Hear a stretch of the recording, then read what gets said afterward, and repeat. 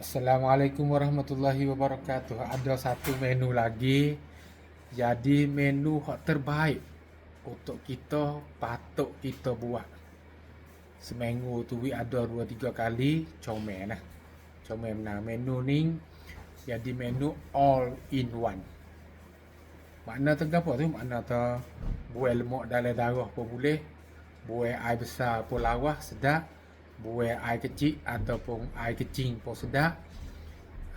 Buat turun kecing manis darah tinggi. Lepas tu semua hidung ataupun tubik air hinguh di hidung.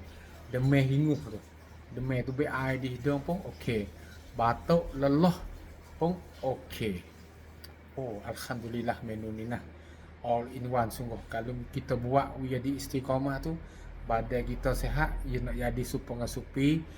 Dia bagi saat ni, bagi tahu saat ni dia kata dia boleh manfaat, boleh kongsiat banyak. Mula-mula kita mari tengok dia guna berapa nah.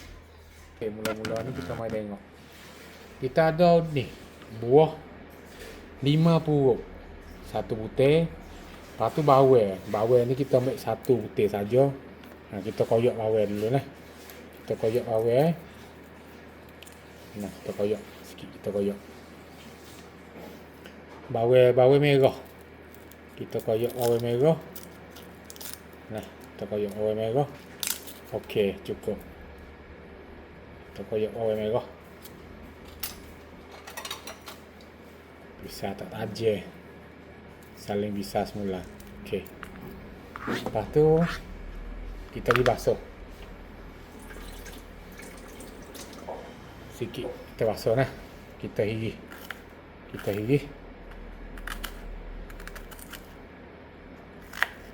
Okey, kita hirih. Kita bubuh dalam gelas. Dalam gelas. Kita jaga gelas ni kita bubuh. Yang kedua, kita ambil 5 puruk ni basuh. Lepas pada basuh kita belah.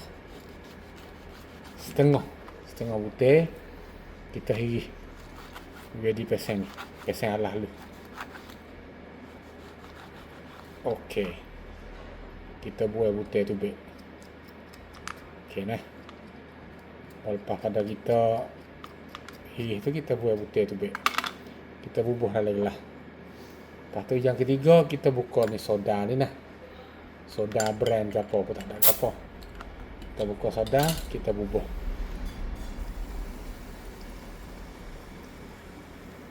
Setengah botol soda, setengah botol. Oh, ni kan sedap sungguh. Basuh lemak comel sungguh. Kita kucah nah. Lepas tu letak di sini boleh 2-3 minit.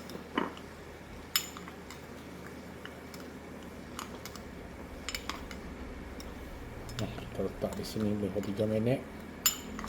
Kita kucah. Okey nah. Lepas tu kita buat tubik. Kalau kita tak buat tubik, kita nak makan apa boleh. Buat 5 puruk ni, tapi takut kerah kita buat tubik nah. Tapi bawang kita jangan buat tubik. Bawang tu kita nak makan nah. Kita buat tubik 5 puruk saja. Okey, kita buat tubik 5 puruk saja. Nah, bawang kita ada. Lepas pada tu, ni kita pecek masuk sikit nah.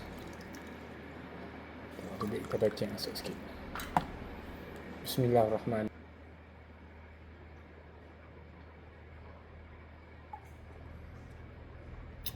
Bawang kita makan.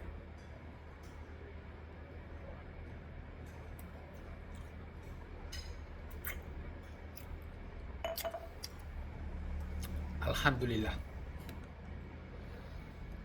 Ku siap supo ngasupi royak saning. Berok sedap. Kecing sedap. Sakit tekak. Tubik air hinguh. Buai lemak. Cabut kolesterol, kecing manis, darah tinggi. Alhamdulillah. Jadi menu all in one semua nah, insya-Allah nah, mudah-mudah. Sebab itu kita cari buat ni asal 5 puruk.